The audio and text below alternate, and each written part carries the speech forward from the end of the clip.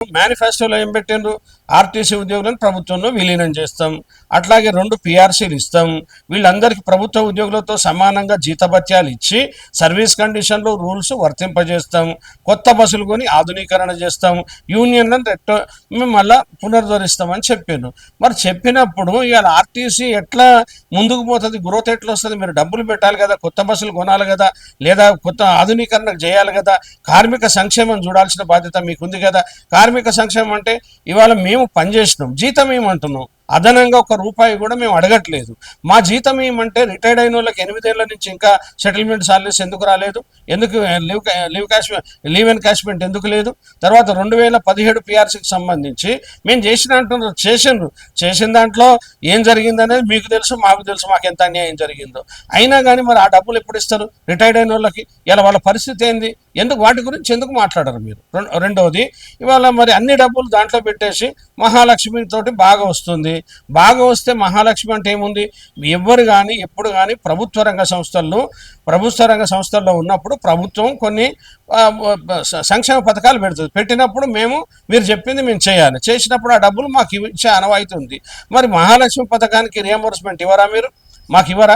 350 కోట్లు ఇస్తాను, దాదాపు 500-600 కోట్లు వస్తుంది లెక్క ప్రకారం. అయితే మరి 350 కోట్లు ప్రతి నెల వస్తే మాకు ఇలా ఇబ్బందులే ఉండవు. రిటైర్డ్ అయిన వాళ్ళకి డబ్బులు వచ్చాయి, ఇలా 17 పిఆర్సీలు వచ్చేటి, అప్పులు అటు ఇటు వస్తూ ఉండేటి. మరి ఇది అంటే అమ్మ పెట్టదు అడక తినని అన్నట్టుగా ఇవాళ మీరు టోటల్గా చేసేసి సమ్మె నోటీస్ ఇస్తే ఇలా కన్నెర్ర చేసి మాకు ఇస్తారా, వాళ్ళ సంగతి చూస్తామనేటువంటి కొన్ని మాటలు ఉన్నాయి. అంటే మమ్మల్ని కొన్ని రకాలుగా తిట్టిన సందర్భాలు కూడా కనిపిస్తూ ఉన్నాయి. మేము ఆకలి బాధుండి కష్టం ఉండి కార్మికుల కోసం సంస్థ పరిరక్షణ కార్మిక సంక్షేమం సంస్థ ఉంది. ఇలా మీరు ఎన్నో పథకాలు చేస్తూ ఉన్నారు. మరి మమ్మల్ని ఎందుకు పిలిచి మాట్లాడద్దు? గౌరవ మంత్రి గారు మాట్లాడాలి. గౌరవ మంత్రి గారు యాజమాన్యాన్ని యూనియన్లను కూర్చోబెట్టి మాట్లాడి ఇక్కడ ఉన్నటువంటి వాస్తవాలు ఏంటి తీసుకుపోయి ముఖ్యమంత్రికి విన్నవించి ముఖ్యమంత్రి ద్వారా మళ్ళా తిరుగు ప్రయాణంలో మాకు వచ్చేసి ఇది చేస్తాము, ఇది చేయము, మేము ఇలా 31 డిమాండ్ పెట్టినాము. రెండోది, హైదరాబాద్ సిటీ నుంచి కార్మికులను తరలిస్తూ ఉన్నారు, బలవంతంగా ఆప్షన్ అడుగుతా ఉన్నారు. అటువంటి వాళ్ళది కూడా మేము 32వ డిమాండ్గా మళ్ళీ దాంట్లో చేర్చినాం. అది కరెక్ట్ కాదు. రెండోది, జిల్లా సీనియారిటీ ఉంటుంది కార్మికులకి, జోనల్ సీనియారిటీలో గుమ్మంటారు, అది పద్ధతి కాదు. సమ్మె నోటీస్ ఇచ్చిన తర్వాత అసలు ఇట్లాంటి ప్రాక్టీస్ చేయకూడదు, అది కరెక్ట్ కాదు. మొన్న లేబర్ కమిషన్ తోటి కూడా ఇవన్నీ విషయాలు మాట్లాడినాము.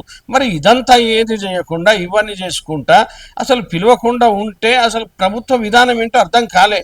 మేము గతంలో కూడా అసెంబ్లీ సాక్షిగా ప్రతిపక్ష నాయకులు, అసెంబ్లీలో ఫ్లోర్ లీడర్స్ వీళ్ళంతా కూడా దాదాపు ఒక 8-10 మంది ఎమ్మెల్యేలంతా కూడా అడిగిండ్రు గౌరవ ముఖ్యమంత్రి గారిని కూడా అడిగిండ్రు. మరి ఆర్టీసీ గురించి ఏంటంటే ఎప్పుడు గదే చెప్పుకుంటా తిట్టుడే తప్ప క్వశ్చన్కు జవాబు చెప్పిన పరిస్థితి ఇవాళ వరకు రాలేదు. ఈ వీడియోపై మీ అభిప్రాయాన్ని కమెంట్ బాక్స్లో తప్పకుండా తెలియచేయండి. అలాగే ఈ వీడియోని లైక్ చేయండి. మీరు చేసే ఒక్క లైక్ మరిన్ని వీడియోలు చేయడానికి మాకెంతో ప్రోత్సాహాన్నిస్తుంది.